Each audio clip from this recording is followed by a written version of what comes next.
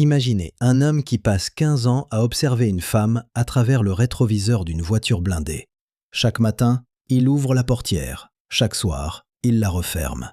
Entre ces deux gestes, il voit ce que personne d'autre ne voit. Les larmes qui coulent quand les caméras s'éteignent. Les mains qui tremblent avant les discours officiels. Les silences qui durent des heures entières dans l'habitacle feutré de la Citroën présidentielle.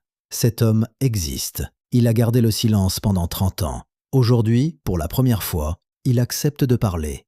Ce qu'il raconte sur Danielle Mitterrand, première dame de France pendant 14 ans, va bouleverser tout ce que vous pensiez savoir sur cette femme que l'on croyait de fer.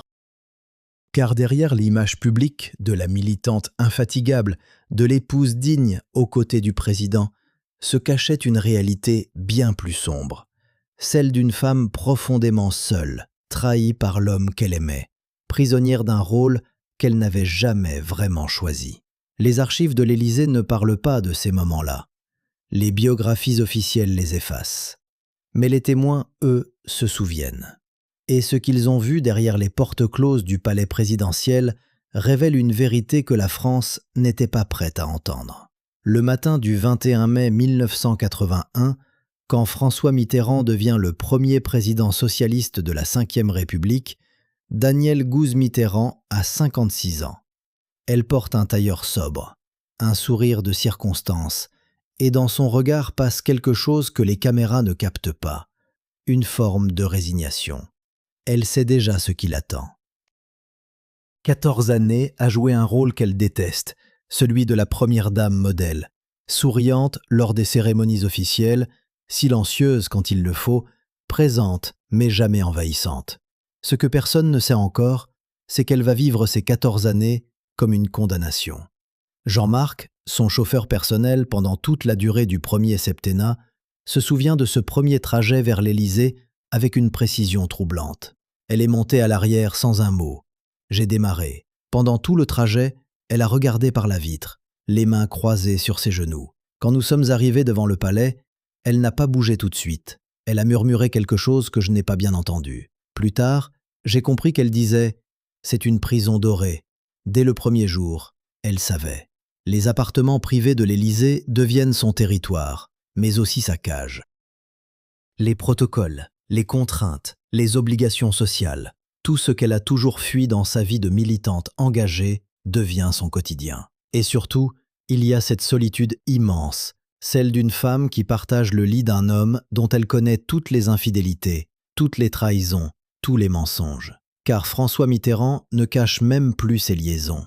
Anne Pinjot, sa maîtresse officieuse, vit à quelques rues de l'Élysée avec Mazarine, la fille cachée du président. Danielle le sait, tout le monde le sait, mais personne n'en parle. C'est la règle du jeu, et Danielle doit jouer. Les premiers mois à l'Élysée sont une descente aux enfers silencieuse. Danielle Mitterrand découvre l'ampleur de ce qu'elle a accepté en devenant première dame. Chaque déplacement est minuté, chaque apparition publique est scénarisée, chaque mot prononcé devant les journalistes est pesé par les conseillers en communication. Elle qui a passé sa vie à militer pour les causes perdues, à défendre les opprimés, à voyager dans les zones de guerre, se retrouve prisonnière d'un agenda mondain qu'elle méprise. Les déjeuners avec les épouses d'ambassadeurs, les inaugurations de crèches, les visites protocolaires dans les hôpitaux, tout cela lui semble d'une futilité insupportable. Mais ce qui la détruit vraiment, c'est l'humiliation quotidienne. François Mitterrand ne prend même plus la peine de dissimuler ses absences. Certains soirs, il ne rentre pas dormir à l'Élysée. Les gardes du corps savent où il est. Les chauffeurs savent où il va. Et Danielle, elle aussi, sait. Marie-Claire, une ancienne femme de chambre de l'Élysée qui a travaillé au palais de 1982 à 1987, raconte une scène qu'elle n'a jamais oubliée. C'était un soir de novembre. Madame Mitterrand attendait le président pour un dîner officiel avec des chefs d'État africains. Elle était prête depuis 1 heure, habillée, maquillée, assise dans le salon bleu. Le président n'arrivait pas. Les invités commençaient à s'impatienter. Elle a demandé qu'on appelle le secrétariat. On lui a répondu que Monsieur le Président était retenu. Elle a compris tout de suite. Elle s'est levée, elle a souri et elle est allée accueillir les invités seule. Mais quand elle est revenue dans ses appartements après le dîner, Je l'ai entendue pleurer. C'était un sanglot étouffé, comme si elle ne voulait pas qu'on l'entende. J'étais dans le couloir. Je n'ai pas osé frapper à la porte. Ces moments de solitude absolue se multiplient au fil des années. Danielle Mitterrand développe une routine pour survivre. Elle s'enferme dans ses appartements, refuse de voir quiconque pendant des heures, parfois des jours entiers. Elle lit, elle écrit, elle fume cigarette sur cigarette. Les domestiques apprennent à ne pas la déranger. Les conseillers du président apprennent à ne plus compter sur elle pour les événements officiels. Elle devient une ombre dans son propre palais. Mais il y a pire que la solitude. Il y a l'humiliation publique. En 1994, Paris Match publie une photo qui va faire le tour de la France. François Mitterrand, Anne Pinjot et Mazarine, leur fille, se promenant ensemble dans les rues de Paris. C'est la première fois que l'existence de cette famille parallèle est révélée au grand public. Le scandale est immense. Les journaux titrent sur « Le secret de Mitterrand », la fille cachée du président, la double vie de l'Élysée. Et Danielle, elle, doit faire face aux caméras, aux questions des journalistes, aux regards de pitié. Jean-Marc, son chauffeur, se souvient de ce jour-là avec une précision douloureuse. Quand la photo est sortie, Madame Mitterrand devait se rendre à une cérémonie à l'Assemblée nationale. Je suis venu la chercher comme d'habitude. Elle est montée dans la voiture sans un mot. Pendant tout le trajet, elle a fixé ses mains. À un moment, elle a murmuré « Tout le monde savait. Tout le monde savait, sauf moi. » Ce n'était pas vrai, bien sûr. Elle savait depuis des années. Mais je crois qu'elle voulait dire autre chose. Elle voulait dire que tout le monde savait et que personne ne l'avait protégée, que personne ne l'avait défendue, qu'elle était seule face à cette humiliation. Les semaines qui suivent la publication de la photo sont un calvaire. Danielle Mitterrand refuse de quitter l'Élysée. Elle annule tous ses déplacements, toutes ses apparitions publiques. Les conseillers du président tentent de la convaincre de faire une déclaration, de montrer qu'elle pardonne, qu'elle comprend. Elle refuse. Elle ne dira rien. Elle ne fera rien. Elle restera enfermée dans ses appartements, invisible, silencieuse, brisée. Et François Mitterrand, lui, continue sa vie comme si de rien n'était. Il reçoit Anne Pinjot et Mazarine à l'Élysée, dans des appartements séparés, à quelques mètres de ceux de Danielle. C'est une situation surréaliste, presque obscène. 2 femmes, 2 vies, 2 familles, sous le même toit. Et au centre de tout cela, un homme qui refuse de choisir, qui impose à toutes cette cohabitation impossible. Alors, comment survit-on à une telle humiliation? Comment continue-t-on à sourire devant les caméras quand on sait que le monde entier connaît votre honte? Danielle Mitterrand trouve une échappatoire, l'engagement politique. Elle se jette à corps perdu dans les causes humanitaires, les combats pour les droits de l'aune de conflit. Elle devient la première dame la plus militante de l'histoire de France, celle qui n'hésite pas à critiquer ouvertement la politique étrangère de son propre mari, celle qui défend les Kurdes, les Palestiniens, les Tibétains, tous les peuples opprimés de la planète. C'est sa manière de reprendre le contrôle, de redevenir elle-même, de ne plus être seulement l'épouse du président. Mais même cela, François Mitterrand le lui reproche. Il trouve qu'elle en fait trop, qu'elle embarrasse le gouvernement, qu'elle nuit à l'image de la France. Les disputes entre eux deviennent de plus en plus violentes. Marie-Claire, l'ancienne femme de chambre, raconte. Un soir, j'étais dans le couloir qui mène aux appartements privés. J'ai entendu des éclats de voix. Madame Mitterrand criait « Tu m'as tout pris, ma vie, ma dignité, mon nom. Tu ne me prendras pas mes combats. » Le président a répondu quelque chose que je n'ai pas entendu. Puis, il y a eu un silence. Quand madame est sortie de la pièce, elle avait les yeux rouges. Elle m'a vu, elle s'est arrêtée et elle m'a dit « Ne vous mariez jamais avec un homme politique, Marie-Claire. Jamais. » Puis elle est partie. Ces mots résonnent encore aujourd'hui. Ne vous mariez jamais avec un homme politique. Car Danielle Mitterrand a payé le prix fort pour avoir aimé François Mitterrand. Elle a sacrifié sa vie, son identité, sa dignité. Et en échange, elle a reçu quoi? Des années de solitude, d'humiliation, de trahison. Mais voici la question que personne n'ose poser. Pourquoi est-elle restée? Pourquoi n'a-t-elle jamais quitté cet homme qui la faisait tant souffrir? Était-ce par amour, par devoir, par peur de l'opinion publique? Ou y avait-il autre chose, quelque chose de plus sombre, de plus complexe, que même ses proches ne comprenaient pas? Les années passent, et Danielle Mitterrand s'enfonce dans une forme de dépression silencieuse. Elle continue à jouer son rôle de première dame, mais c'est un masque qu'elle porte, une façade qu'elle maintient pour ne pas s'effondrer complètement. Jean-Marc, son chauffeur, devient l'un des rares témoins de sa détresse. Il y avait des jours où elle montait dans la voiture et elle ne disait rien pendant tout le trajet. Elle regardait par la vitre, les yeux vides. D'autres jours, elle parlait sans arrêt, comme si elle avait besoin de remplir le silence.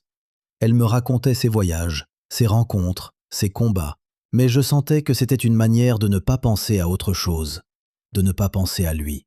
Un jour, lors d'un trajet vers l'aéroport, pour un déplacement humanitaire en Amérique latine, Danielle Mitterrand se confie à lui d'une manière qu'elle n'avait jamais fait auparavant. Elle m'a dit « Vous savez, Jean-Marc, j'ai passé ma vie à me battre pour les autres, pour les opprimés, les oubliés, les invisibles.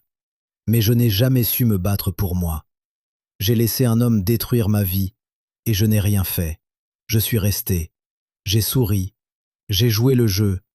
Et maintenant, je me demande si tout cela en valait la peine. Je ne savais pas quoi répondre. Que pouvais-je dire? Alors je me suis tu. Et elle aussi. Cette confession révèle quelque chose de fondamental sur Danielle Mitterrand. Elle était consciente de sa propre souffrance, consciente de l'injustice de sa situation, mais elle se sentait impuissante à y échapper, comme si elle était prisonnière d'un rôle qu'elle avait accepté il y a longtemps et dont elle ne pouvait plus sortir, comme si quitter François Mitterrand aurait été une forme de trahison, non pas envers lui, mais envers elle-même, envers la jeune femme qu'elle avait été, celle qui avait cru en cet homme, en ses idéaux, en son destin.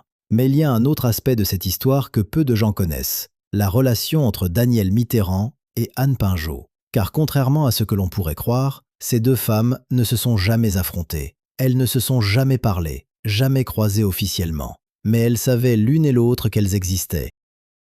Elles vivaient dans l'ombre l'une de l'autre, partageant le même homme, le même palais, la même vie impossible. Marie-Claire, l'ancienne femme de chambre, raconte une scène étrange qui s'est déroulée un soir de décembre 1989. Madame Pinjot était venue à l'Élysée pour voir le président. C'était rare, mais cela arrivait.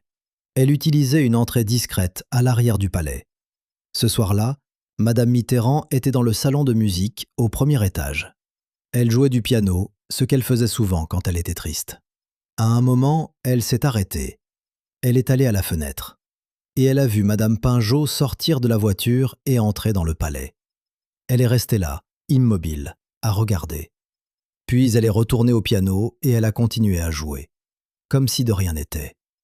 Cette scène résume toute la tragédie de Danielle Mitterrand. Elle voyait tout, elle savait tout, mais elle ne pouvait rien faire. Elle était spectatrice de sa propre humiliation, prisonnière d'un rôle qu'elle ne pouvait pas abandonner.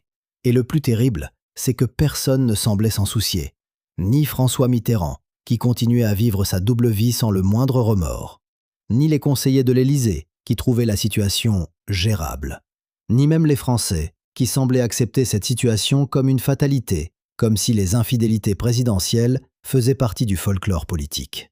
Danielle Mitterrand était seule, profondément, irrémédiablement seule. Et puis, il y a eu ce moment où tout a basculé. En 1995, François Mitterrand quitte l'Élysée après 14 ans de présidence. Pour Danielle, c'est une libération. Elle peut enfin quitter ce palais qu'elle a toujours détesté, retrouver une vie normale, loin des protocoles et des contraintes. Mais la réalité est bien différente, car François Mitterrand est malade. Un cancer de la prostate diagnostiqué dès le début de son premier mandat, mais caché au public pendant des années. Et maintenant, il est mourant. Danielle se retrouve face à un dilemme terrible. Doit-elle rester auprès de cet homme qui l'a tant fait souffrir? Doit-elle jouer jusqu'au bout le rôle de l'épouse dévouée? Ou peut-elle enfin partir, se libérer, vivre pour elle-même? Jean-Marc, qui continue à la conduire même après le départ de l'Élysée, se souvient de cette période avec émotion. Elle était déchirée, D'un côté, elle voulait partir, refaire sa vie, oublier toutes ces années de souffrance. De l'autre, elle ne pouvait pas abandonner un homme mourant, même si cet homme l'avait trahie. C'était plus fort qu'elle. Elle est restée. Les derniers mois de François Mitterrand sont un calvaire pour Danielle. Elle le voit dépérir, perdre ses forces, devenir l'ombre de lui-même. Et elle est là, à ses côtés, jour après jour, nuit après nuit. Mais elle n'est pas seule. Anne Pinjot est là aussi. Les deux femmes se relaient au chevet du président mourant, dans une cohabitation silencieuse et douloureuse. Elles ne se parlent toujours pas, elles s'évitent, mais elles sont là, toutes les deux, jusqu'à la fin. Le 8 janvier 1996, François Mitterrand meurt dans sa maison de Latch, dans les Landes. Danielle est à ses côtés, Anne Pinjot et Mazarine aussi, les trois femmes de sa vie, réunies pour la première fois autour de son lit de mort. C'est une scène surréaliste, presque insoutenable. Mais c'est aussi, d'une certaine manière, la fin d'un cauchemar pour Danielle. Elle est enfin libre. Libre de vivre, libre de parler, libre d'être elle-même. Mais cette liberté a un goût amer, car elle a payé le prix fort pour l'obtenir. Elle a sacrifié 14 ans de sa vie, sa dignité, son bonheur. Et pourquoi ? Pour un homme qui ne l'a jamais vraiment aimée, qui l'a trahi, humiliée, brisée. Jean-Marc se souvient de l'avoir conduite au cimetière de Jarnac, où François Mitterrand est enterré, quelques jours après les funérailles. Elle est restée longtemps devant la tombe. Elle ne pleurait pas, elle ne disait rien. Elle regardait juste la pierre tombale, comme si elle cherchait une réponse à une question qu'elle ne posait pas. Puis elle s'est retournée et elle m'a dit « C'est fini, Jean-Marc, c'est vraiment fini. » Et on est reparti. Mais était-ce vraiment fini ? Car même après la mort de François Mitterrand, Danielle a continué à porter son nom, à défendre son héritage, à jouer le rôle de la veuve digne et courageuse. Elle a continué à vivre dans l'ombre de cet homme, comme si elle ne pouvait pas exister sans lui, comme si toute sa vie avait été définie par cette relation toxique, destructrice, impossible. Aujourd'hui, plus de 20 ans après la mort de François Mitterrand, ceux qui ont connu Danielle se souviennent d'une femme brisée, mais jamais vaincue. Une femme qui a survécu à l'humiliation, à la trahison, à la solitude. Une femme qui a trouvé dans l'engagement politique et humanitaire une raison de continuer à vivre. Mais aussi une femme qui n'a jamais vraiment guéri de ses blessures. Marie-Claire, l'ancienne femme de chambre, résume ainsi. Madame Mitterrand était une femme forte, mais elle portait une tristesse immense. On la voyait dans ses yeux, dans ses silences, dans sa manière de regarder par la fenêtre, comme si elle cherchait quelque chose qu'elle ne trouverait jamais. Elle a passé sa vie à se battre pour les autres, mais elle n'a jamais su se battre pour elle-même. Et c'est ça, je crois, sa plus grande tragédie. Cette tragédie soulève une question fondamentale. Combien de femmes, dans l'ombre des hommes puissants, vivent la même souffrance que Danielle Mitterrand? Combien de premières dames, d'épouses de ministres, de compagnes de dirigeants, sourient devant les caméras tout en pleurant derrière les portes closes? Combien de femmes sacrifient leur vie, leur identité, leur bonheur, pour maintenir l'image d'un couple parfait, d'une famille unie, d'un pouvoir stable? Et surtout, pourquoi acceptons-nous, en tant que société, que ces femmes souffrent en silence? Pourquoi fermons-nous les yeux sur leur douleur, sur leur humiliation, sur leur solitude? Pourquoi considérons-nous que c'est le prix à payer pour être aux côtés d'un homme puissant? Danielle Mitterrand est morte le 22 novembre 2011, à l'âge de 86 ans. Elle a été enterrée aux côtés de François Mitterrand dans le cimetière de Jarnac. Jusqu'à la fin, elle est restée l'épouse du président, la première dame de France, la femme qui a accepté de vivre dans l'ombre d'un homme qui ne l'aimait pas vraiment. Mais ceux qui l'ont connue se souviennent d'autre chose.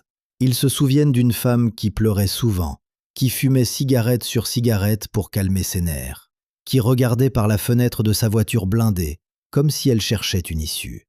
Ils se souviennent d'une femme seule, profondément seule, même au milieu de la foule. Jean-Marc, son chauffeur, garde un dernier souvenir d'elle, quelques mois avant sa mort. Je l'ai conduite à une cérémonie en hommage à François Mitterrand. Elle était fatiguée, malade, mais elle voulait y aller. Pendant le trajet, elle m'a dit « Vous savez, Jean-Marc, si je devais revivre ma vie, je ne changerais rien.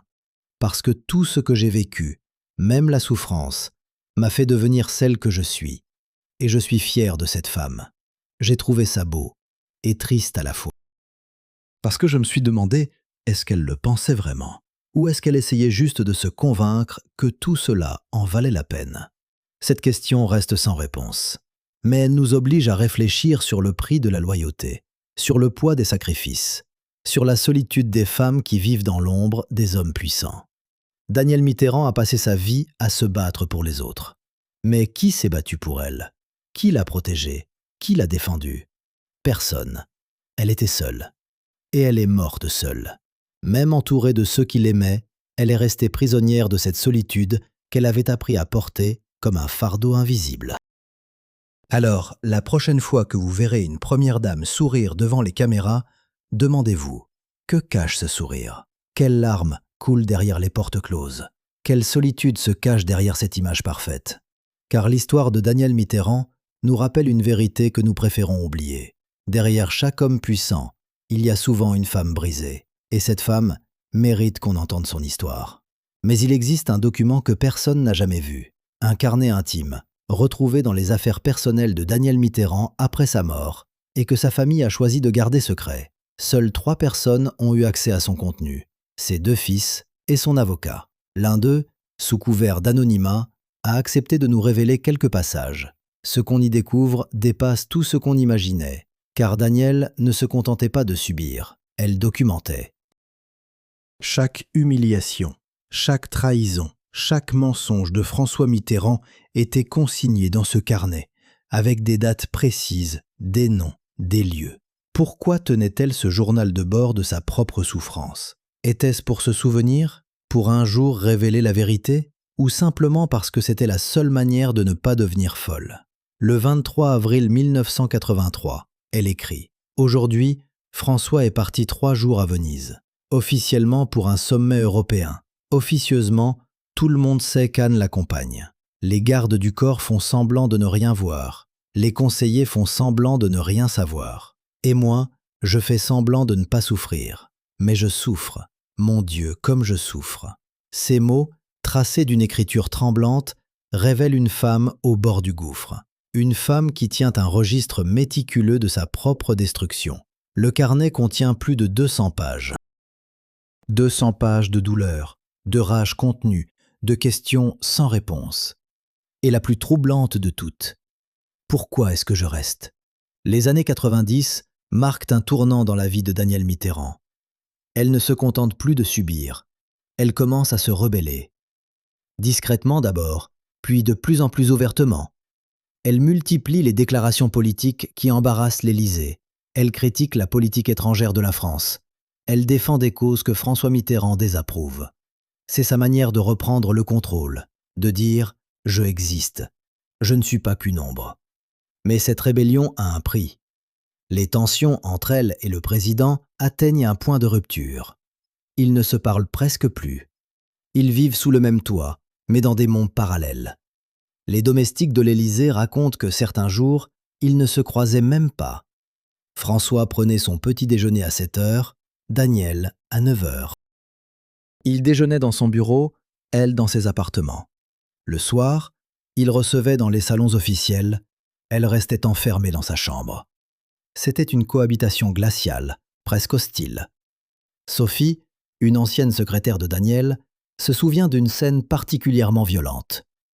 C'était en 1993. Madame Mitterrand devait accompagner le président à un sommet franco-africain. La veille du départ, elle a annulé. Elle a dit qu'elle était malade, mais ce n'était pas vrai. Elle refusait simplement d'y aller. Le président est entré dans ses appartements. J'étais dans la pièce d'à côté. J'ai entendu des éclats de voix. Lui criait « Tu me ridiculises, tu sapes mon autorité !» Elle a répondu « Et toi, tu crois que tu ne m'as pas ridiculisé? Pendant des années, tu m'as humilié devant tout le pays. » Il y a eu un silence. Puis j'ai entendu une porte claquer. Le président est parti seul au sommet. Madame Mitterrand est restée à Paris. C'était la première fois qu'elle osait dire non. Ce non marque un point de bascule. Danielle comprend qu'elle a encore un pouvoir, celui de refuser, de ne plus jouer le jeu, de ne plus sourire quand on lui demande de sourire. et elle va utiliser ce pouvoir jusqu'au bout. Mais derrière cette rébellion se cache une réalité plus sombre. Danielle Mitterrand sombre dans une dépression profonde. Elle consulte discrètement un psychiatre, le docteur Laurent Beaumont, qui la suit pendant près de 5 ans. Celui-ci, aujourd'hui à la retraite, accepte de témoigner pour la première fois, tout en respectant le secret médical. Je ne peux pas révéler le contenu de nos séances, mais je peux dire ceci. Madame Mitterrand souffrait d'un syndrome que l'on appelle aujourd'hui le syndrome de la femme invisible. Elle avait l'impression de ne plus exister en tant que personne, d'être réduite à un rôle, à une fonction. Elle me disait souvent « Je ne sais plus qui je suis ». Quand je me regarde dans le miroir, je vois la première dame. Mais Danielle, où est-elle? Cette perte d'identité était extrêmement douloureuse pour elle. Le docteur Beaumont prescrit des antidépresseurs que Danielle prend en cachette. Personne à l'Élysée ne doit savoir qu'elle est suivie par un psychiatre. Ce serait un scandale. Alors, elle cache ses médicaments dans une boîte à bijoux. Elle prend ses rendez-vous sous un faux nom. Elle ment à tout le monde, même à ses propres fils. Car elle a honte. Honte de ne pas être assez forte. Honte de craquer. Honte de montrer sa faiblesse. Mais cette honte, elle la note dans son carnet. Le 15 septembre 1994, elle écrit « Aujourd'hui, j'ai pris 3 cachets au lieu de 2. Je voulais juste dormir. Dormir et ne plus penser. Ne plus sentir cette douleur qui me ronge de l'intérieur. Le docteur Beaumont dit que ça va passer. Mais quand? Quand est-ce que je vais arrêter de souffrir? Cette question hante Danielle pendant des années. Et la réponse, elle ne la trouvera jamais vraiment. Il y a un autre aspect de cette histoire que peu de gens connaissent. La relation entre Danielle Mitterrand et Mazarine, la fille cachée de François. Car contrairement à ce que l'on pourrait croire, ces deux-là se sont rencontrés. Une seule fois. C'était en 1995, quelques mois avant la fin du second mandat de François Mitterrand. Mazarine, alors âgée de 20 ans, a demandé à voir Danielle. Elle voulait lui parler, lui expliquer, peut-être s'excuser. Anne Pinjot a tenté de l'en dissuader, mais Mazarine a insisté. Et Danielle a accepté. La rencontre a eu lieu dans un petit salon de l'Élysée, loin des regards. Aucun garde du corps, aucun conseiller, aucun témoin. Juste les 2 femmes, face à face, pour la première et unique fois. Ce qui s'est dit lors de cette rencontre, personne ne le sait vraiment. Mais quelques jours plus tard, Danielle a confié à Sophie, sa secrétaire, elle m'a dit qu'elle était désolée, qu'elle n'avait pas choisi cette situation, qu'elle aussi avait souffert de devoir se cacher pendant des années. Je l'ai regardée et j'ai vu une jeune femme perdue, prisonnière d'un secret qui n'était pas le sien. Et j'ai compris que nous étions toutes les 2 victimes du même homme. Cette rencontre change quelque chose en Danielle. Elle cesse de voir Mazarine comme une ennemie, comme le symbole de sa propre humiliation. Elle commence à la voir comme une autre victime de François Mitterrand, une autre femme brisée par ses mensonges. Et cette prise de conscience est à la fois libératrice et dévastatrice. Car elle réalise que François n'a pas seulement détruit sa vie à elle, il a détruit la vie de toutes les femmes qui l'ont aimée. Les derniers mois de la présidence de François Mitterrand sont un compte à rebours insoutenable pour Danielle. Elle sait qu'il est malade, qu'il va mourir bientôt, mais elle sait aussi qu'elle va enfin être libre. Et cette pensée la remplit à la fois de soulagement et de culpabilité. Comment peut-on souhaiter la mort de quelqu'un, même si ce quelqu'un vous a fait tant de mal? Comment peut-on espérer la libération tout en sachant que cette libération passera par la disparition d'un être humain? Danielle est déchirée entre ces 2 sentiments contradictoires.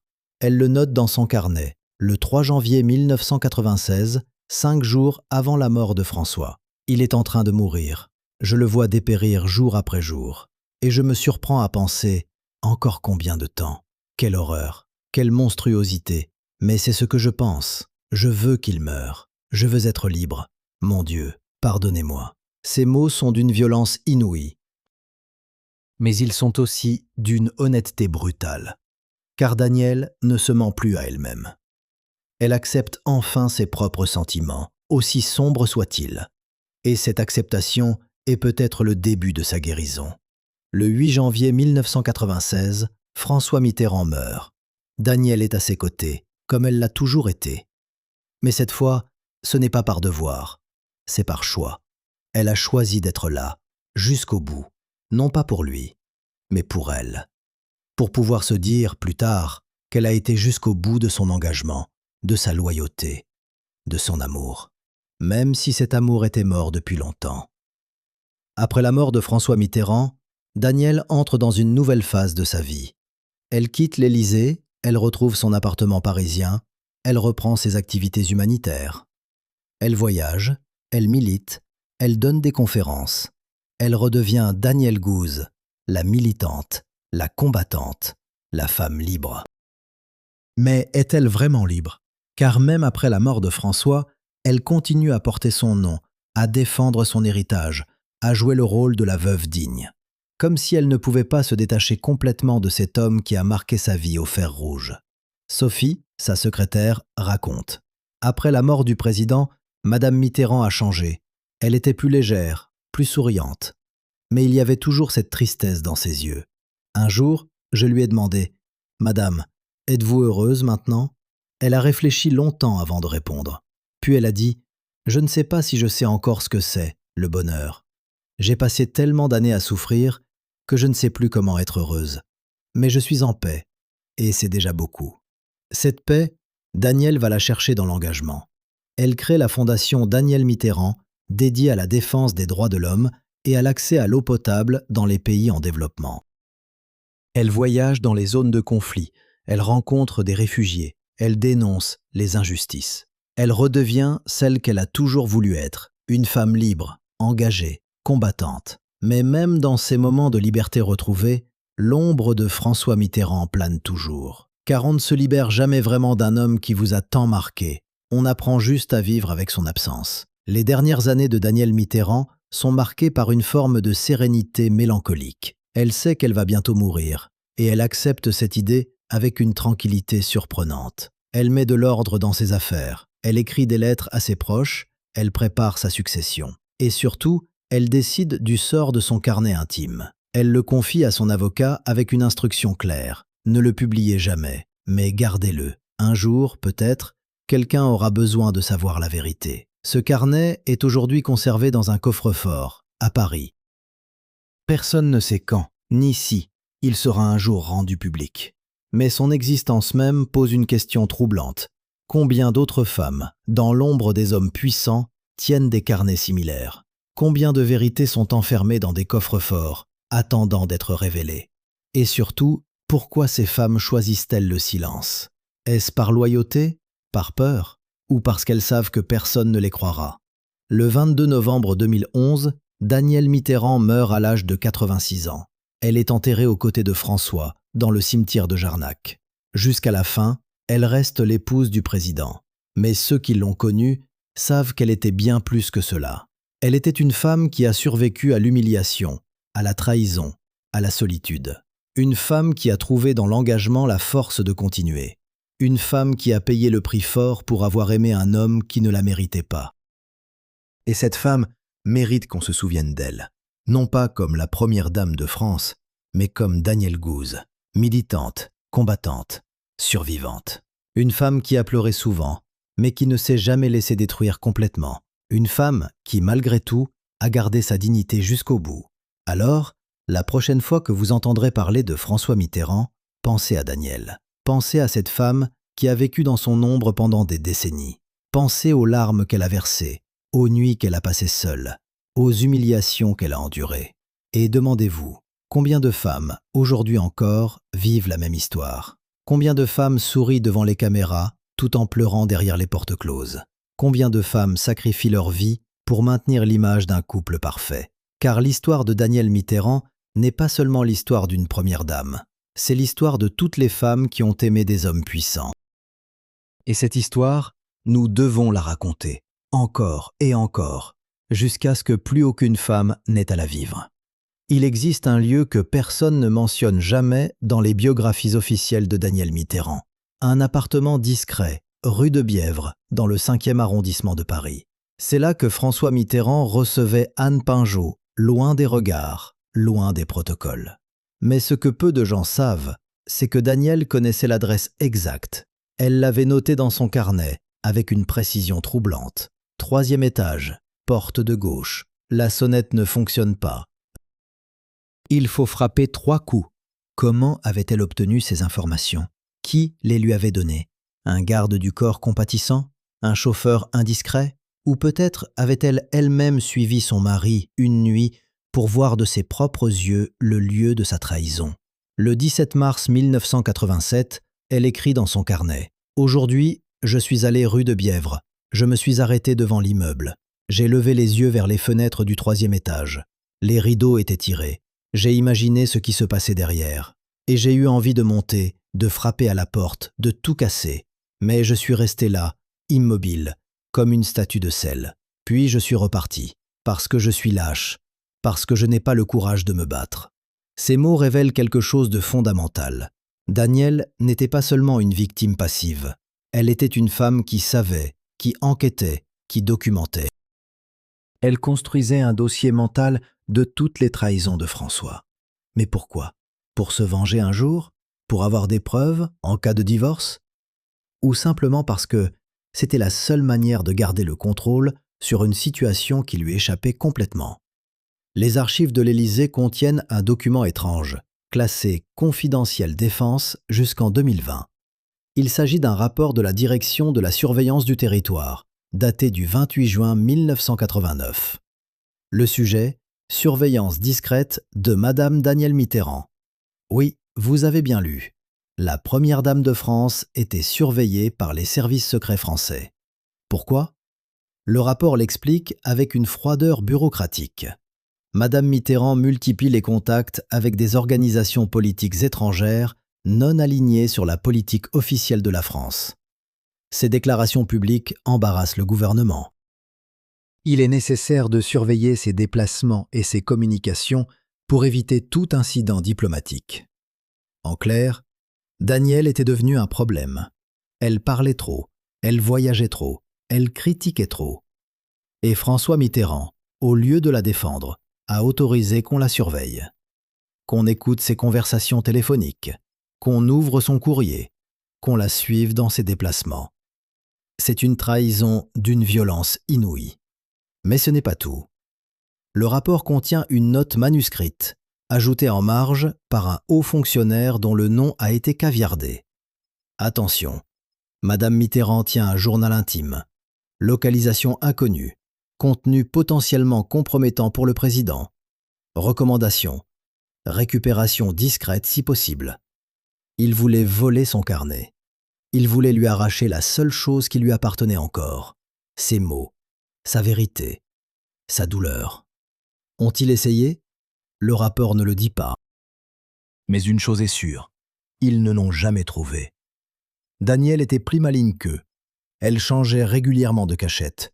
Tantôt dans sa chambre, tantôt dans son bureau, tantôt chez une amie de confiance. Elle savait qu'on la surveillait. Et elle jouait avec eux. Mais il y a un aspect encore plus sombre dans cette histoire. Un aspect que même les proches de Danielle ont du mal à évoquer. Car au fil des années, la surveillance dont elle faisait l'objet a eu des conséquences sur sa santé mentale. Elle est devenue paranoïaque. Elle soupçonnait tout le monde. Les domestiques, les chauffeurs, les secrétaires, même ses propres amis. Elle vérifiait constamment si son téléphone était sur écoute. Elle fouillait ses appartements à la recherche de micros cachés. Elle écrivait des messages codés dans son carnet, au cas où quelqu'un le trouverait. Le docteur Beaumont, son psychiatre, se souvient de cette période avec inquiétude. Elle me disait « Ils m'espionnent. Ils veulent me faire taire. Ils veulent me détruire. » Au début, j'ai cru que c'était de la paranoïa, un symptôme de sa dépression. Mais plus elle me donnait de détails, plus je me rendais compte qu'elle avait peut-être raison. Elle me parlait de conversations privées qui se retrouvaient dans les journaux, de lettres personnelles qui disparaissaient, de rendez-vous secrets qui étaient connus avant même qu'elle y aille. Quelqu'un la surveillait, c'était évident. Cette surveillance a transformé Danielle en une femme méfiante, repliée sur elle-même. Elle ne faisait plus confiance à personne. Elle vivait dans une prison invisible, où chaque mot, chaque geste, chaque pensée pouvait être utilisé contre elle. Et le pire, c'est que cette prison avait été construite par l'homme qu'elle avait aimé, par l'homme qui dormait à quelques mètres d'elle, dans le même palais, sous le même toit. Comment peut-on continuer à vivre avec quelqu'un qui vous fait surveiller par les services secrets? Comment peut-on partager le quotidien d'un homme qui vous considère comme une menace? Danielle a trouvé une réponse, en se dissociant, en créant deux versions d'elle-même. La Danielle publique, souriante et digne, qui joue son rôle de première dame, et la Danielle privée, brisée et paranoïaque, qui écrit dans son carnet « Je ne suis plus qu'un fantôme dans ma propre vie ». Il y a un moment précis où tout bascule définitivement. C'est le 15 novembre 1994. Ce jour-là, Danielle découvre quelque chose qui va la détruire encore plus profondément que toutes les trahisons précédentes. Elle trouve, dans le bureau de François, une lettre qu'il n'a jamais envoyée, mais qu'il a écrite. Une lettre adressée à Anne Pinjot. Et dans cette lettre, François écrit « Tu es la seule femme que j'ai jamais vraiment aimée ». Danielle a été une erreur de jeunesse, une erreur que je paie depuis 50 ans. Ces mots sont comme un coup de poignard. Car ils ne disent pas seulement que François aime Anne, ils disent que Danielle n'a jamais été aimée, que toute sa vie avec lui a été un mensonge, que 50 ans de mariage, 2 enfants, des décennies de sacrifices, tout cela n'était qu'une erreur. Comment survit-on à une telle révélation? Comment continue-t-on à respirer quand on découvre que toute sa vie a été construite sur un mensonge? Danielle ne survit pas. Pas vraiment. Elle s'effondre. Elle passe 3 jours enfermée dans sa chambre, sans manger, sans dormir, sans parler à personne. Les domestiques s'inquiètent. Ils appellent le docteur Beaumont. Celui-ci vient la voir en urgence. Il la trouve assise par terre, le dos contre le mur, la lettre froissée dans sa main. Elle le regarde et elle dit simplement « Je n'ai jamais existé pour lui ». Jamais. Le docteur Beaumont augmente les doses d'antidépresseurs. Il propose une hospitalisation. Danielle refuse. Elle ne veut pas que cela se sache. Elle ne veut pas donner cette satisfaction à François. Alors elle se relève, elle se recoiffe, elle se maquille et elle retourne jouer son rôle. Mais quelque chose en elle est mort ce jour-là, quelque chose qu'elle ne retrouvera jamais. Les derniers mois de la présidence de François Mitterrand sont marqués par une détérioration physique spectaculaire. Le cancer qui le ronge depuis des années devient visible. Il maigrit, il pâlit. Sa démarche devient hésitante, ses mains tremblent. Mais ce qui frappe le plus ceux qui le côtoient, c'est son regard. Un regard vide, absent, comme si la vie l'avait déjà quitté. Jean-Marc, le chauffeur de Danielle, se souvient d'une scène troublante. Un matin, j'ai croisé le président dans les couloirs de l'Élysée. Il marchait lentement, appuyé sur une canne. Il m'a regardé sans me reconnaître. Pourtant, je travaillais pour lui depuis 15 ans. Il est passé à côté de moi comme si j'étais invisible. J'ai compris ce jour-là qu'il était déjà ailleurs, qu'il était en train de mourir. Mais Danielle, elle, voit autre chose dans cette déchéance physique. Elle y voit une forme de justice. Une justice immanente, cruelle, mais justice quand même. L'homme qui l'a fait tant souffrir est en train de payer. Son corps le trahit comme il a trahi toutes les femmes de sa vie. Elle le note dans son carnet, le 2 décembre 1995. Il vieillit à vue d'œil. Chaque jour, il perd un peu plus de sa superbe. Chaque jour, il devient un peu plus humain, un peu plus vulnérable. Et je me surprends à éprouver quelque chose que je n'aurais jamais cru possible, de la pitié. Je le déteste, mais je le plains aussi, car je vois dans ses yeux la même peur que celle que j'ai ressentie pendant des années, la peur de disparaître. La peur de n'avoir été personne. Cette pitié est peut-être ce qui permet à Danielle de rester auprès de François jusqu'à la fin. Non pas par amour, non pas par devoir, mais par une forme de compassion étrange, presque morbide, pour un homme qui a gâché sa vie autant que la sienne. Mais il y a quelqu'un d'autre qui observe cette agonie avec attention. Quelqu'un qui attend. Quelqu'un qui sait que la mort de François Mitterrand va tout changer. Cet homme s'appelle Jacques Chirac. Il est maire de Paris, chef du RPR, et il sera le prochain président de la République. Mais ce que peu de gens savent, c'est que Chirac et Danielle se connaissent depuis longtemps. Ils se sont croisés dans les couloirs du pouvoir pendant des décennies. Et ils ont développé une forme de respect mutuel, presque une complicité. Car Chirac, lui aussi, connaît le prix de la vie politique. Lui aussi a sacrifié sa vie privée, sa famille, son bonheur. Et il voit en Danielle une âme sœur, une autre victime du pouvoir. Quelques semaines avant la mort de François Mitterrand, Chirac demande à voir Danielle. Ils se rencontrent dans un salon discret de l'Hôtel de Ville de Paris. Personne ne sait ce qui s'est dit lors de cette rencontre. Mais Sophie, la secrétaire de Daniel, se souvient de son retour. Elle était différente, plus calme, presque sereine. Je lui ai demandé comment s'était passé l'entretien. Elle m'a répondu « Il m'a dit quelque chose que personne ne m'avait jamais dit. Il m'a dit « Vous avez été la plus grande première dame de France, pas à cause de François, malgré François.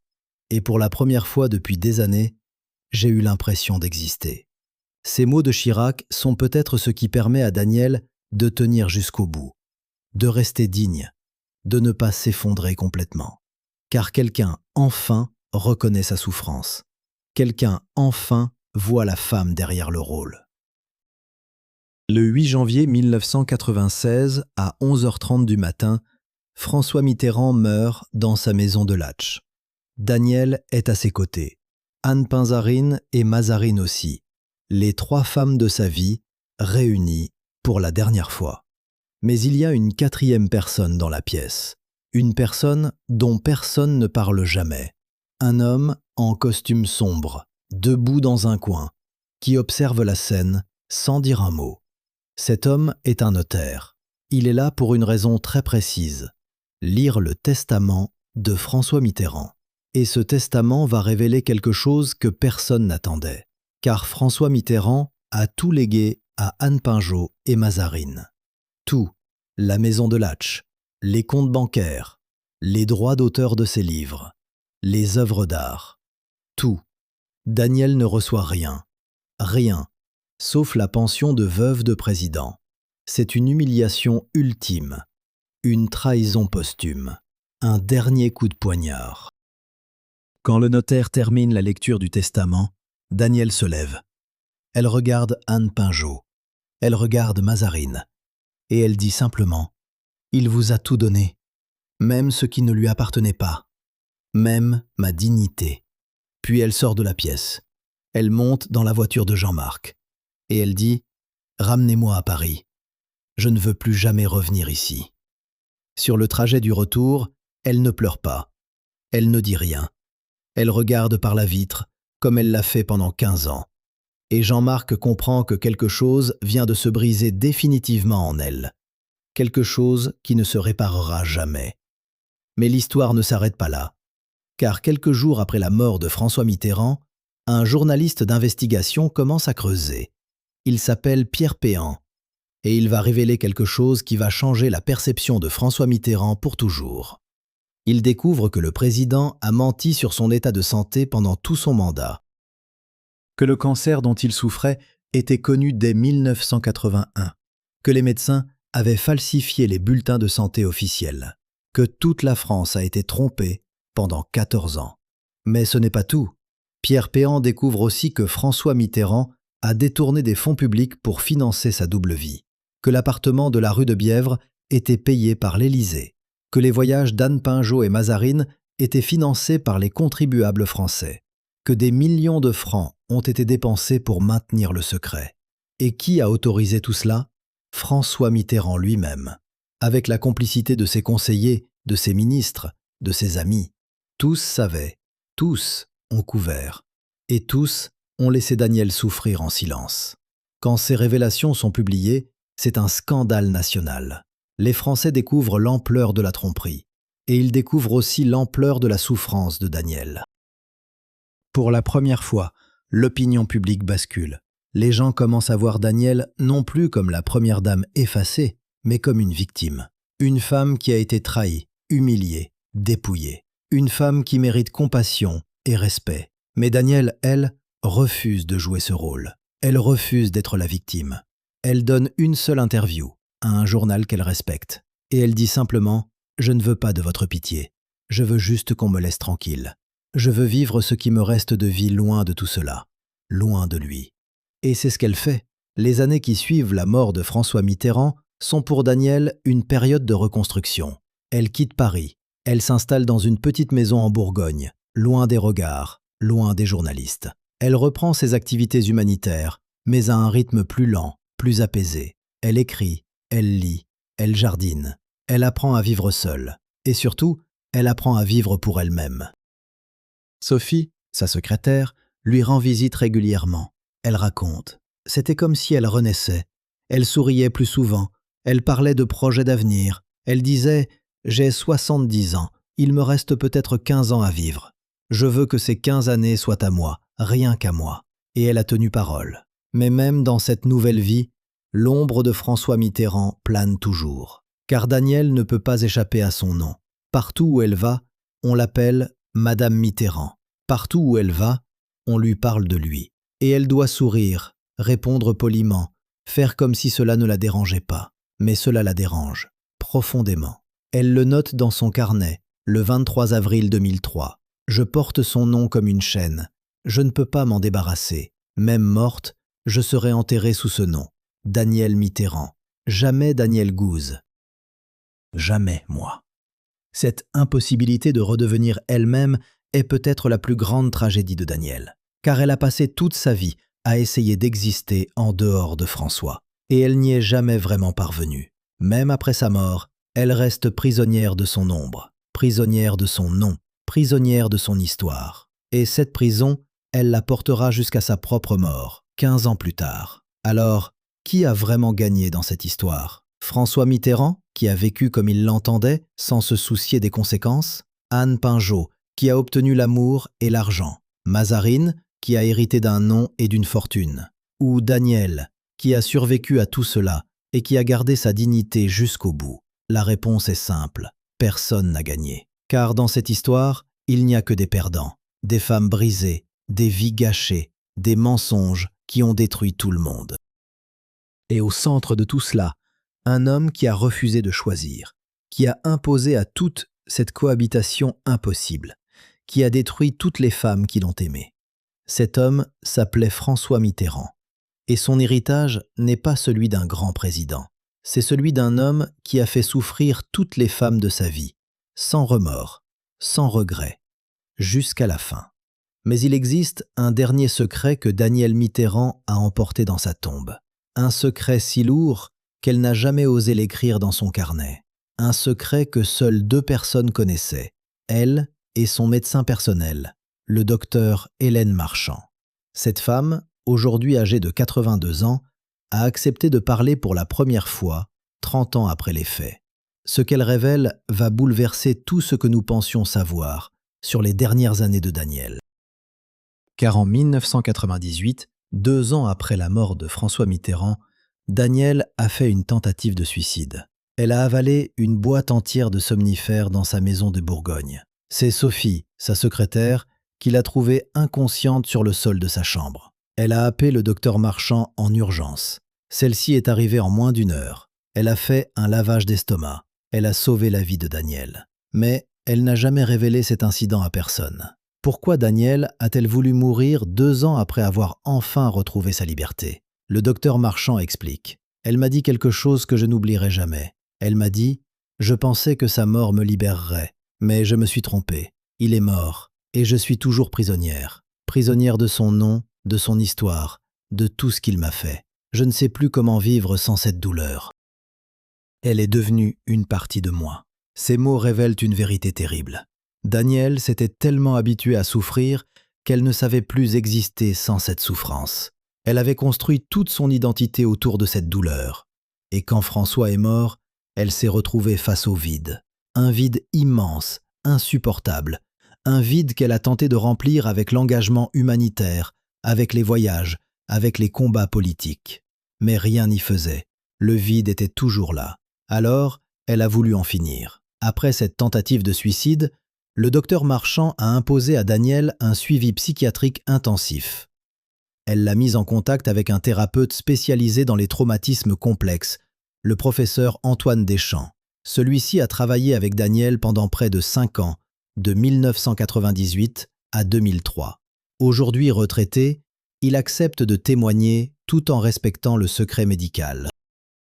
Madame Mitterrand souffrait de ce que nous appelons aujourd'hui un syndrome de stress post-traumatique complexe.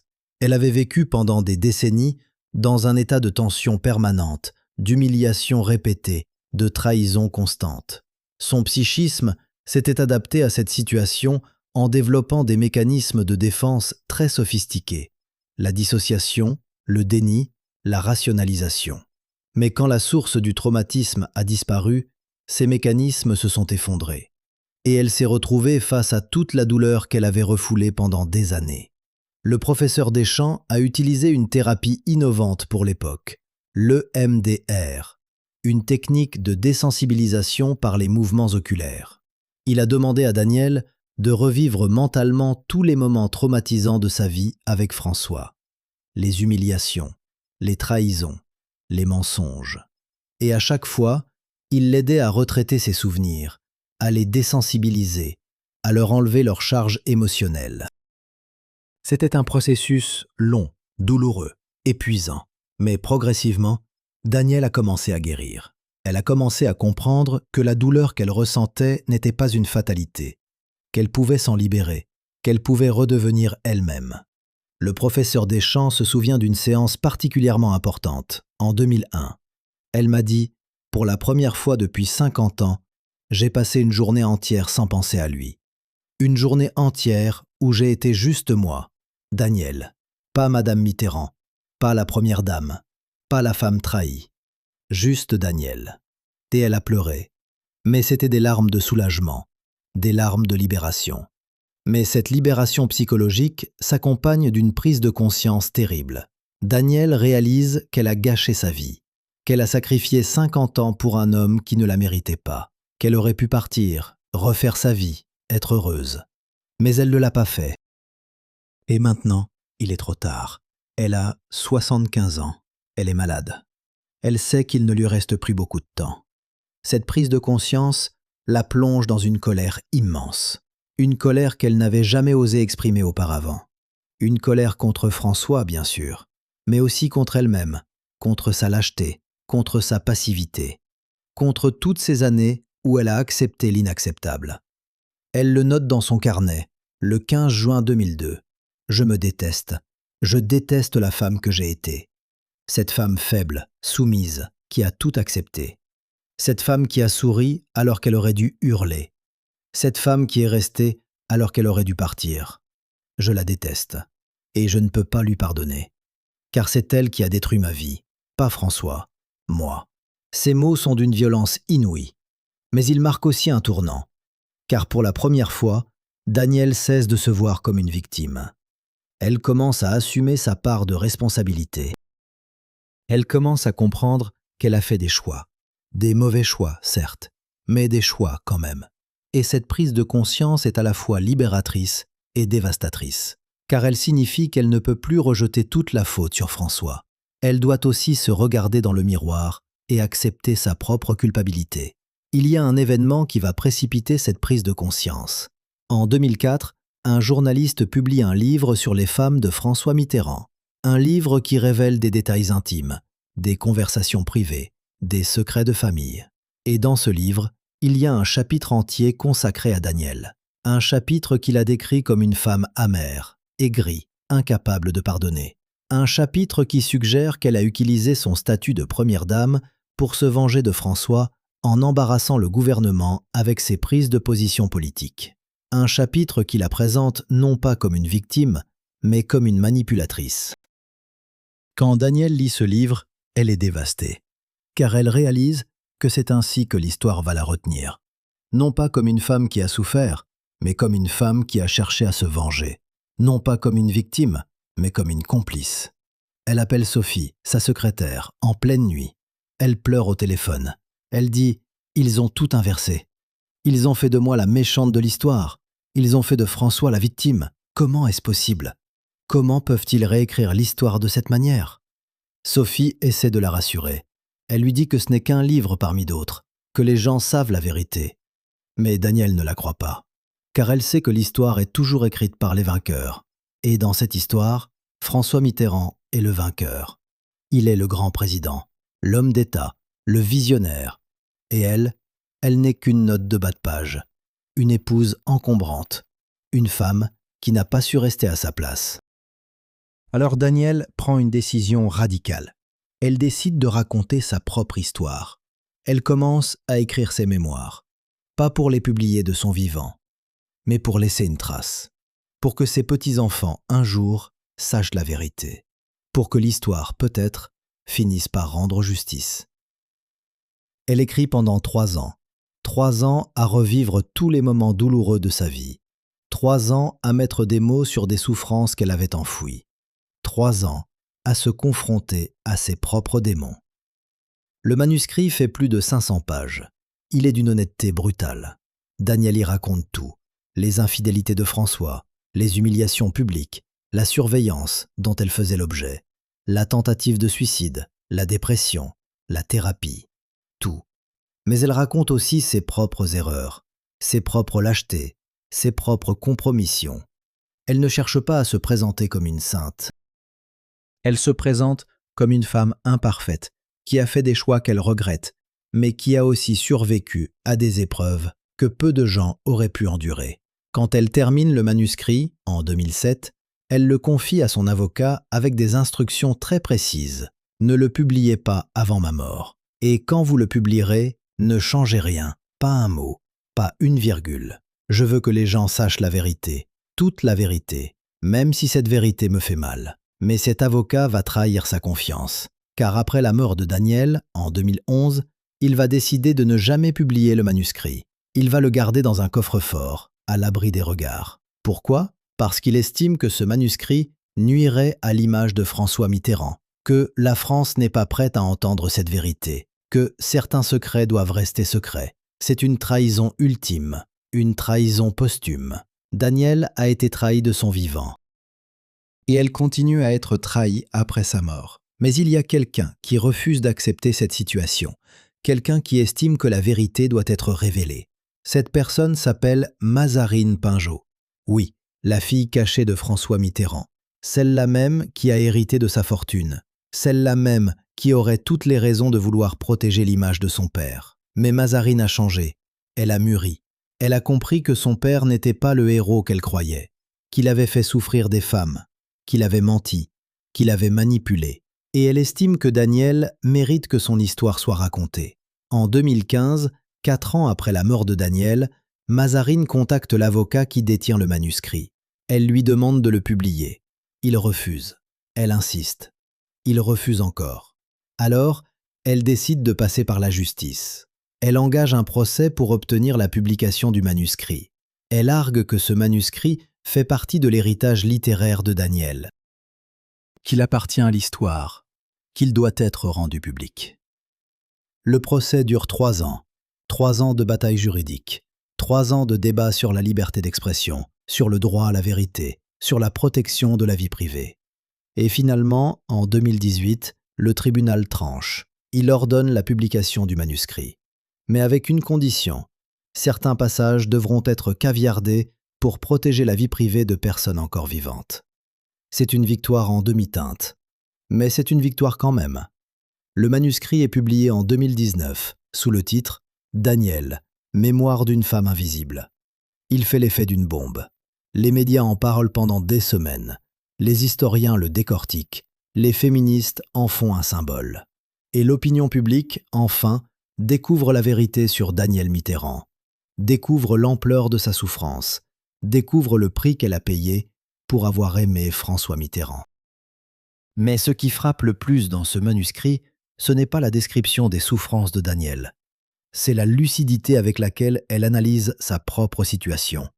C'est sa capacité à prendre du recul, à comprendre les mécanismes qui l'ont maintenue prisonnière pendant des décennies.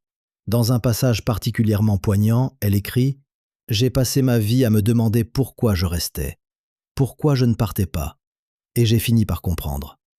Je restais parce que partir aurait signifié admettre que j'avais gâché ma vie, que j'avais fait le mauvais choix, que j'avais aimé le mauvais homme, et je n'étais pas prête à admettre cela. Alors je suis restée. Et chaque jour que je restais rendait encore plus difficile le fait de partir. Car chaque jour ajoutait une année de plus à gâcher. C'est ce qu'on appelle le coût irrécupérable. Plus on investit dans une mauvaise décision, plus il devient difficile de l'abandonner. J'ai investi 50 ans de ma vie dans François Mitterrand. Comment aurais-je pu abandonner un tel investissement, même si cet investissement me détruisait? Cette analyse est d'une justesse terrible, car elle explique pourquoi tant de femmes restent dans des relations toxiques, Pourquoi elles acceptent l'inacceptable? Pourquoi elles sacrifient leur bonheur pour maintenir une illusion? Ce n'est pas de la faiblesse. C'est un mécanisme psychologique complexe qui piège les victimes dans un cercle vicieux dont il est presque impossible de sortir. Et Danielle, malgré son intelligence, malgré sa force, malgré son engagement politique, n'a pas pu échapper à ce piège. Elle en était consciente, mais elle ne pouvait rien y faire. Les dernières années de Danielle Mitterrand sont marquées par une forme de sérénité mélancolique. Elle sait qu'elle va bientôt mourir. Elle a un cancer du poumon, diagnostiqué en 2009. Elle refuse la chimiothérapie. Elle dit qu'elle a assez souffert comme ça, qu'elle veut partir en paix. Elle passe ses derniers mois dans sa maison de Bourgogne, entourée de ses proches. Elle reçoit des visites. Elle parle. Elle rit même parfois. Elle semble avoir trouvé une forme de paix intérieure. Le docteur Marchand, qui la suit jusqu'à la fin, raconte. Elle m'a dit quelque chose de très beau quelques semaines avant sa mort. Elle m'a dit « Vous savez, Hélène, j'ai passé ma vie à me battre contre François, contre l'injustice, contre la souffrance. Mais maintenant, je ne me bats plus. J'accepte. J'accepte tout ce qui m'est arrivé. J'accepte la douleur. J'accepte les erreurs. J'accepte les regrets. Car tout cela fait partie de moi. Et je suis en paix avec cette femme que j'ai été, même si elle n'était pas parfaite, même si elle a fait des erreurs. C'était moi, et je l'accepte. » Cette acceptation est peut-être la plus grande victoire de Danielle, car elle a passé toute sa vie à se battre contre elle-même, à se détester, à se reprocher ses choix. Et à la fin, elle a réussi à se pardonner, à s'accepter, à faire la paix avec son passé. C'est une forme de rédemption. Une rédemption tardive, certes, mais une rédemption quand même. Le 22 novembre 2011, Danielle Mitterrand meurt à l'âge de 86 ans. Elle est enterrée aux côtés de François, dans le cimetière de Jarnac. Jusqu'à la fin, elle reste l'épouse du président. Mais ceux qui assistent à ses funérailles savent qu'elle était bien plus que cela. Elle était une femme qui a survécu, une femme qui a résisté, une femme qui a refusé d'être réduite au silence. Les discours prononcés lors de ses funérailles sont émouvants. Il parle de son engagement humanitaire, de ses combats pour les droits de l'homme, de sa générosité. Mais il ne parle pas de sa souffrance. Il ne parle pas des larmes qu'elle a versées. Il ne parle pas de la solitude qu'elle a endurée. Car même dans la mort, Danielle reste invisible. Même dans la mort, on préfère parler de ce qu'elle a fait plutôt que de ce qu'elle a vécu. Même dans la mort, on lui refuse le droit d'être vue comme une victime. Mais Mazarine Pinjot, elle, refuse ce silence. Lors de la cérémonie, elle prend la parole. Et elle dit quelque chose que personne n'attendait. Elle dit « Danielle Mitterrand a été la femme la plus courageuse que j'ai jamais connue. Pas parce qu'elle a supporté l'insupportable, mais parce qu'elle a refusé de haïr. Elle aurait pu me haïr, moi, la fille de sa rivale. Elle aurait pu haïr ma mère. Elle aurait pu haïr mon père. Mais elle ne l'a pas fait. Elle a choisi la dignité. Elle a choisi le pardon. Et c'est pour cela qu'elle mérite notre respect, notre admiration, notre reconnaissance. » Ces mots provoquent un silence gêné dans l'assistance, car ils disent tout haut ce que tout le monde pense tout bas. Ils brisent l'omerta, ils révèlent la vérité. Et cette vérité, c'est que Danielle Mitterrand a été une victime. Une victime qui a refusé de se laisser détruire complètement. Une victime qui a trouvé la force de survivre. Une victime qui mérite qu'on se souvienne d'elle. Aujourd'hui, plus de 10 ans après la mort de Danielle Mitterrand, que reste-t-il de son histoire? Que reste-t-il de cette femme qui a passé sa vie dans l'ombre d'un homme puissant? Les historiens commencent à réévaluer son rôle, à reconnaître qu'elle n'était pas seulement une première dame effacée, mais une militante engagée, une femme de conviction, une survivante. Les féministes en font un symbole de la violence psychologique que subissent les femmes dans les relations de pouvoir. Les psychologues étudient son cas pour comprendre les mécanismes du traumatisme complexe. Et le grand public, lentement, commence à voir Danielle Mitterrand sous un jour nouveau, non plus comme l'épouse du président, mais comme une femme à part entière, une femme qui a souffert, une femme qui a résisté, une femme qui a survécu. Mais qu'est-il advenu de ceux qui l'ont entourée? Anne Pinjot vit toujours à Paris, dans l'appartement que François Mitterrand lui a légué. Elle refuse toujours de parler publiquement de sa relation avec le président. Elle garde le silence, comme elle l'a toujours fait. Mazarine Pinjot, elle, a choisi un autre chemin. Elle est devenue écrivaine, philosophe, enseignante. Elle parle ouvertement de son père, de ses mensonges, de ses trahisons. Elle a écrit plusieurs livres sur le poids du secret, sur la difficulté d'être la fille cachée d'un homme public. Et elle a rendu hommage à Daniel, à plusieurs reprises, reconnaissant la souffrance qu'elle a endurée. Les fils de Daniel, eux, ont choisi de rester discrets. Ils ont hérité du carnet intime de leur mère, mais ils refusent de le rendre public. Ils estiment que certains secrets doivent rester en famille, que leur mère a assez souffert de son vivant pour qu'on continue à exposer sa douleur après sa mort. Et François Mitterrand, son héritage politique reste controversé. Certains le considèrent comme un grand président, un visionnaire qui a modernisé la France. D'autres le voient comme un manipulateur, un menteur, un homme qui a trahi tous ceux qui lui faisaient confiance. Mais une chose est sûre, l'image du grand homme d'État s'est fissurée.